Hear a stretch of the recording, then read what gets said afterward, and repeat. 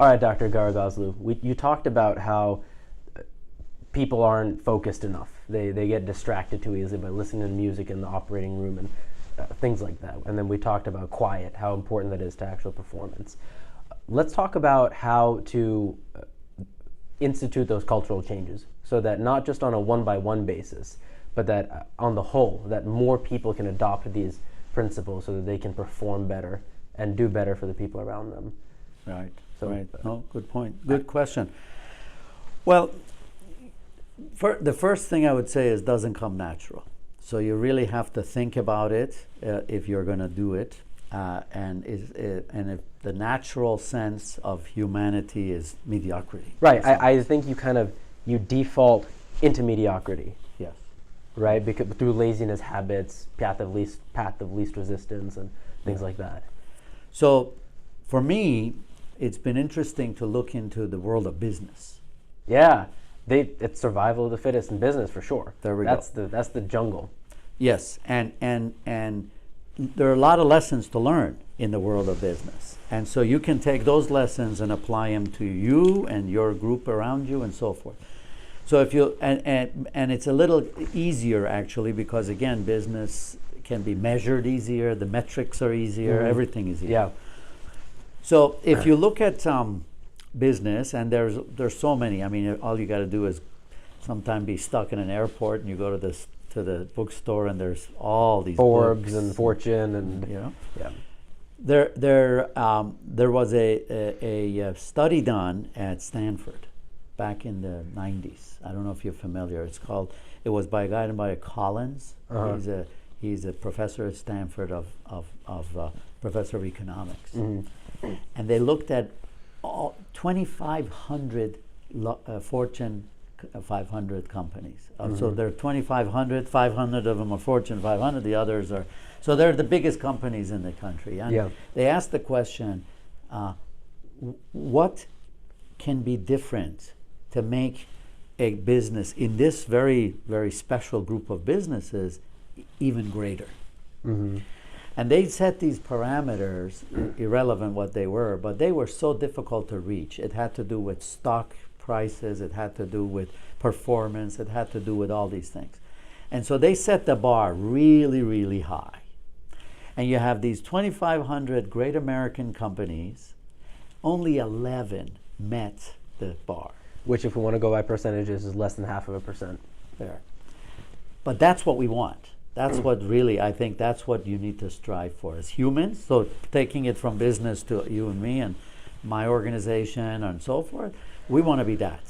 We want to be one of those 11, right? Mm-hmm. And then the beauty of the study was they retrospectively looked at these companies and said, what was special about these companies? What was different? And again, in business, it's easy to measure, so you can say, well, look at these numbers. And to make a long story short, they came up with a series of things that they did, and it all have to do with culture. It has nothing to do with which business you're in. Mm-hmm. The first one was leadership. Mm-hmm. You have said that to me before when we've spoken, and I think you would agree. Mm-hmm. But the leadership that they found was that they defined 5 levels of leadership. And it ranged from the typical leader that you have like in a dictatorship where he just tells everybody what to do and all that, to the level 5 leader, who interestingly is a very unusual leader because that's a leader who gets his inspiration and his fulfillment from the success of the people under him. Mm-hmm. Not a leader who's like leading you into battle, standing behind. Not a leader who is a typical CEO of a company where if the company does better financially, he does better, irrespective of what happens to the workers. Mm-hmm. But a leader who says, forget all these. The key thing to me is the fulfillment I get from the success of the people under me, because if those people are successful, I'm successful. Let me interject. The previous guest on my show was Garen Sprov, and he runs a janitorial company. He operates exactly like what you just said. And yesterday or the day before, he was driving. He's pulled off on the side of the road, and somebody approached him and started talking about his life, himself, how hardworking he is, and things like that. They talked for, I don't know, 10, 20, 30 minutes. And Garen really liked this guy, and he wants to help him out. And Garen is in a position of leadership where he can provide jobs to people. He and this situation, he just attracts it through who he is. He was on the side of the road, and this person approached him. It's very possible that if Garen were a different sort of person, this person would not have approached him. So when someone takes that mentality of being helping of the people that work under them, it ends up ballooning, mushrooming so far beyond just an initial intention. You'll find opportunities arise. People will start rewarding you for that. People like me will start complimenting him for it and talking about it in other avenues.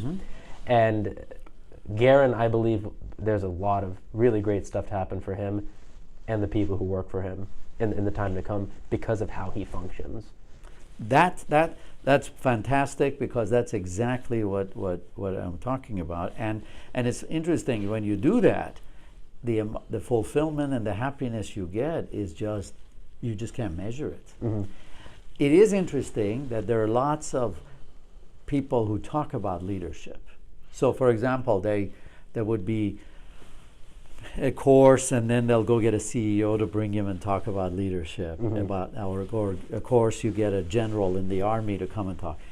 That is not level 5 leadership. The level 5 is what you're talking about, and that is, I think, the absolute secret or the key to opening this safe, so to speak. I love also that the leader who is truly doing the best thing by caring for the people that work for him is the one who wins. I love that. Yes. I think that is a universal principle that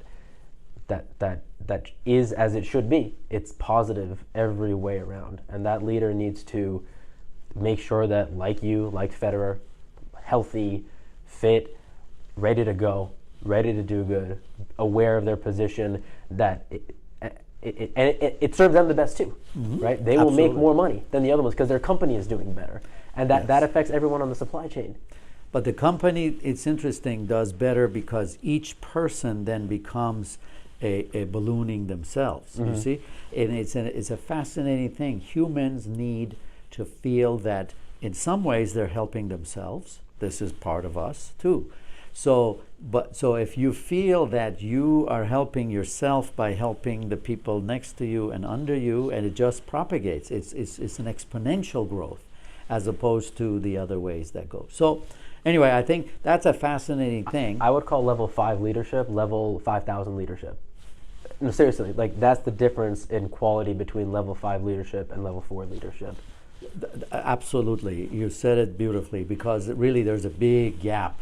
Yeah. And it's sort of like anything else in life. If you know the answer, it seems simple, but most people don't know the answer to that. And again, you're not born knowing it. You need to study stuff and see examples, et cetera, et cetera. So I think that's an important point, and it goes to your self-fulfillment as well, because then everybody becomes a leader, you see, and then it just goes on.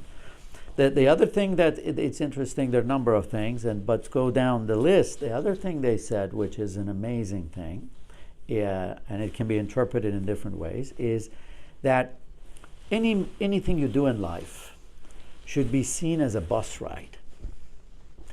And the reason they use the bus analogy is that you know where you are and you know where you want to end up, but the road in between is unknown. It could be the most circuitous road in the world to get there. Yeah. It's okay, as long as you know you're going to go to that place. So in business, in life, etc., that's an important thing, because what happens is humans, the first time there's a curve, the first time the bus is not quite on the right track, they lose interest, they lose confidence, etc. So the point of this bus is, with that kind of a leader, you say, you're on this bus, we're going to get there. It may take a very circuitous way. Don't lose sight of where we're going. Very important. that leader needs to have the long-term vision Yes. to then withstand the many winds and curves that would otherwise throw them off, and Absolutely. definitely throw everyone else off. Absolutely.